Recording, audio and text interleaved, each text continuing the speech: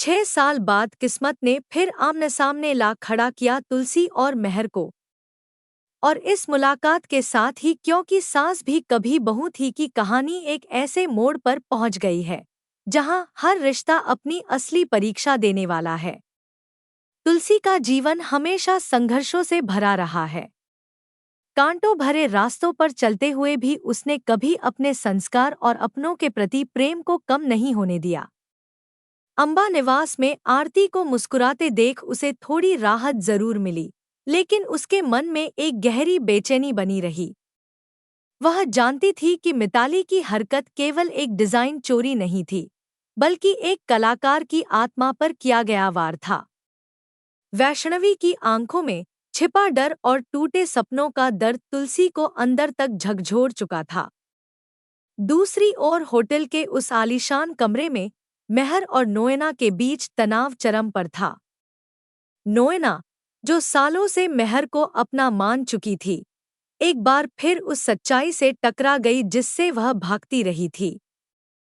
मेहर का यह स्वीकार करना कि वह कभी उससे प्यार नहीं कर पाएगा, नोएना के दिल में गहरे जख्म की तरह उतर गया।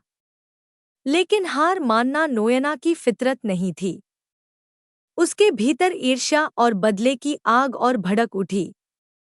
होटल के गलियारों में ऋतिक और मिताली के बीच छिड़ी बहस ने माहौल को और तनावपूर्ण बना दिया। ऋतिक अपने उसूलों से समझौता नहीं कर सकता था। बिजनेस के नाम पर धोखा देना उसे मंजूर नहीं था, खासकर जब वह धोखा उसकी अपनी बहन ने दिया हो। मिताली की दलीलें उसके गुस्से को और भड़काती चली गईं। इसी बीच वैष्णवी दबे पांव होटल पहुंच चुकी थी। वह जानती थी कि पकड़े जाने का खतरा है, लेकिन उसकी डायरी उसके लिए भविष्य थी। अंधेरे का सहारा लेकर वह उस कमरे की ओर बढ़ी जहां उसे अपनी मेहनत छुपी होने का शक था। उसी पल मेहर कमरे से बाहर निकला। दोनों की नजरें टकराईं। एक पल के लिए समय थम सा गया। मेहर ने उसकी घबराहट समझी और बिना कुछ कहे रास्ता दे दिया, जैसे अनजाने में ही वह उसकी मदद करना चाहता हो। अंबा निवास में तुलसी चांद को निहारते हुए एक बड़ा फैसला लेने की कगार पर खड़ी थी। मुंबई जाने का प्रस्ताव उसके लिए सिर्फ एक अवसर नहीं, बल्कि अतीत से आमना सामना था। लेकिन आरती और वैष्णवी के भविष्य के लिए उसे साहस दिखाना ही था। अब भागना नहीं, सामना करना जरूरी था। मुंबई में अंगद का मन अशांत था। मंदिर में वृंदा को तुलसी की पूजा करते देख उसके दिल में मां की कमी और भी गहरी हो गई। वह नहीं जानता था कि जिसे वह ढूंढ रहा है, वह उससे बस कुछ ही कदमों की दूरी पर है। कहानी तब पलटती है जब मिताली को पता चलता है कि वैष्णवी होटल में घुस आई थी। वह सुरक्षा बुलाने ही वाली होती है कि ऋतिक उसे रोक देता है।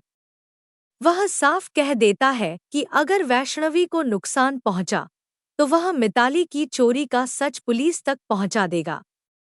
मिताली अवाक रह जाती है। वैष्णवी को उसकी डायरी तो नहीं मिलती, लेकिन एक ऐसा सुराग हाथ लगता है जो रणविजय की साजिश की ओर इशारा करता है।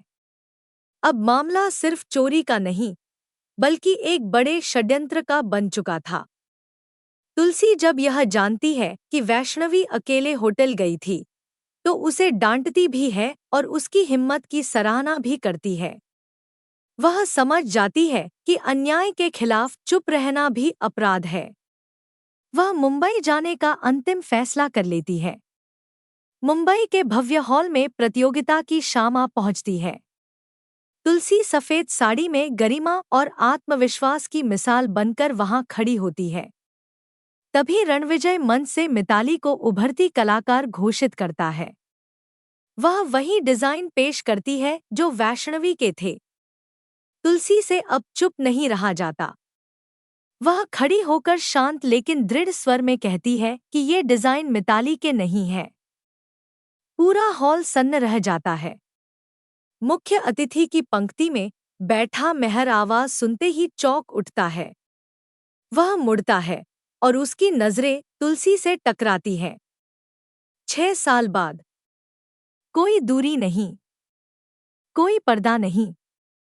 आंखों में पछतावा, दर्द और अधूरा प्यार साफ झलक रहा था। नोएना यह दृश्य देखकर सन्न रह जाती है। उधर अंगद भीड़ में खड़ा अपनी माँ को पहचान लेता है, लेकिन उसे रोका जाता है। सन्नाटे में हजारों सवाल तैर रहे थे। क्या मेहर अपनी गलतियों का प्रायश्चित कर पाएगा? क्या तुलसी दोबारा उस रिश्ते को स्वीकार करेगी जिसने उसे कभी तोड़ दिया था? और क्या मिताली की साजिश अब सबके सामने बेनकाब होगी? एक बात तय है, अब क्योंकि सास भी कभी बहू थी में न्याय, प्रेम और सच्चाई की जंग शुरू हो चुकी है। अगले एपिसोड में वृंदा अंगद को तुलसी की पूरी सच्चाई बताएगी। तुलसी और मेहर भावनाओं के बेहद करीब होते हुए भी शब्दों के लिए जूझते नजर आएंगे। यह पुनर्मिलन कई जिंदगियों की दिशा बदलने वाला है।